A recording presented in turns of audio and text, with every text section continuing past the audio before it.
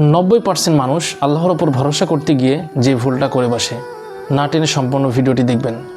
একদিন একজন সাহাবী রাসূলুল্লাহ সাল্লাল্লাহু আলাইহি ওয়াসাল্লামের কাছে এসে জিজ্ঞাসা করলেন, ইয়া রাসূলুল্লাহ, আমি কি আমার উটটি ছেড়ে রেখে আল্লাহর উপর ভরসা করব?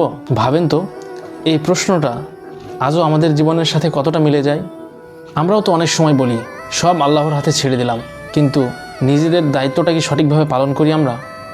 তখন রাসূলুল্লাহ সাল্লাল্লাহু আলাইহি ওয়াসাল্লাম সুন্দরভাবে বললেন, প্রথমে তোমার উটটিকে বেঁধে রাখো, এরপরে আল্লাহর ওপর ভরসা করো। সুবহানাল্লাহ, কি গভীর শিক্ষা! এর মানে কি জানেন? শুধু দোয়া করলেই হবে না, শুধু আশা করলেও হবে না, আপনাকে চেষ্টা করতে হবে, পরিশ্রম করতে হবে, এরপরেই আল্লাহর ওপর পূর্ণ আস্থা ও বিশ্বাস রাখতে হবে।